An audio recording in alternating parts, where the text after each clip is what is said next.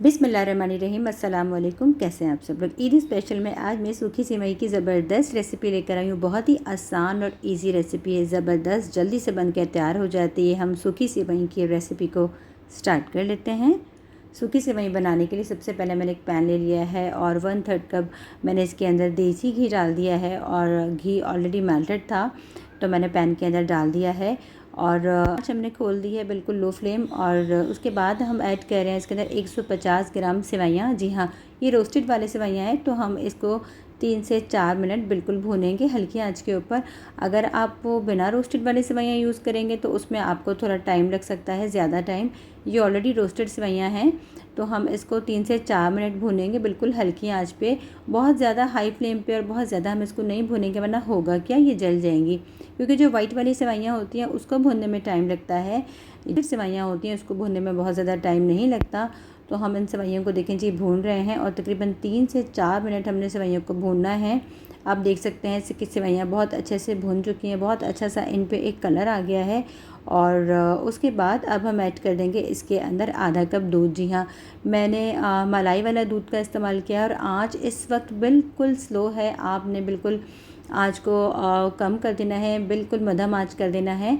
और दूध को हम सेवइयों के साथ बहुत अच्छे से मिलाएंगे कि इसके अंदर बहुत अच्छा सा एक मॉइस्चर जनरेट हो जाए और जो सेवइयाँ हैं वो सूखी सूखी ना रहें।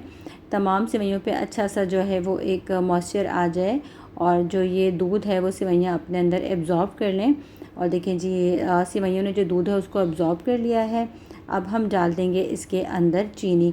तकरीबन 6 से 7 टेबल स्पून के करीब मैंने चीनी का इस्तेमाल किया है। आप अपनी मर्ज़ी और टेस्ट के हिसाब से इस्तेमाल कर सकते हैं। 150 ग्राम सेवइयों में तकरीबन 6 से 7 टेबल स्पून के करीब चीनी जो है वो काफ़ी सफिशेंट होती है।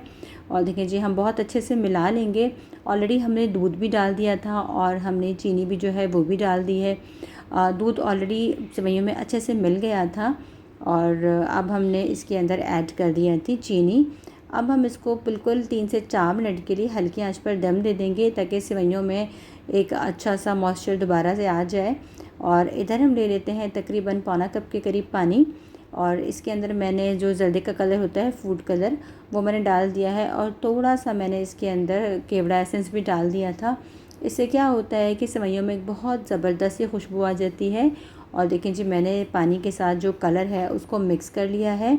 इसको हम एक साइड पे रखेंगे और देखते हैं हमारी सेवइयाँ रेडी हो गई हैं। 3 से 4 मिनट हो गए थे और मैं अब खोल के आपको दिखा देती हूँ कि जो हमारी सेवइयों की क्या पोजीशन है। माशाल्लाह से आप देख सकते हैं सेवइयाँ कितने अच्छे से जो है बिल्कुल तैयार हो चुकी हैं और इसमें किसी भी किस्म का मॉइस्चर वगैरह मौजूद नहीं है। बहुत अच्छे से सेवइयाँ जो है वो पक गई हैं। लेकिन अभी हम इसके अंदर डालेंगे वो पानी जो हमने फूड कलर के साथ बनाया था ताकि सेवइयाँ बहुत अच्छे से पक जाएँ। आप नज़र देख सकते हैं कि कितनी खिली खिली सेवइयाँ इस वक्त नज़र आ रही हैं।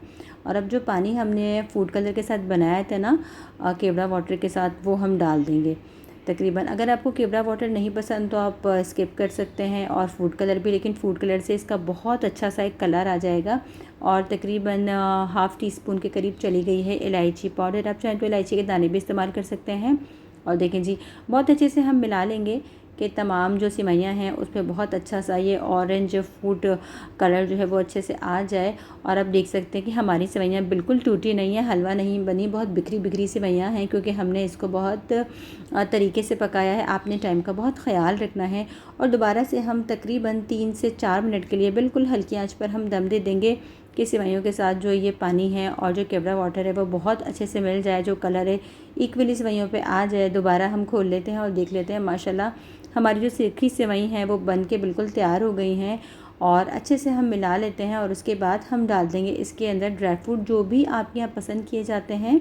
तो मैं पिस्ते, बादाम और काजू वगैरह मैंने कट करके रखे थे वो हम डाल देंगे। और हमारी जो सूखी सेवई हैं ईद स्पेशल के लिए वो बिल्कुल तैयार हो गई हैं। आप देख सकते हैं बहुत ही आसान झटपट सी ये रेसिपी है, जल्दी से बन के तैयार हो जाती है। आपने कोई भी ज़्यादा तामझाम नहीं है। और हमारी सूखी सेवई की रेसिपी कैसी लगी है आपको? हमेशा की तरह एक ही रिक्वेस्ट है, रेसिपी किसी भी पॉइंट पे अच्छी लगी हो तो प्लीज़ चैनल को लाइक, सब्सक्राइब, शेयर ज़रूर कर दिया करें। अपना बहुत सारा ख्याल रखिएगा, दुआओं में याद रखिएगा। फ़ी अमान अल्लाह। अल्लाह हाफ़िज़।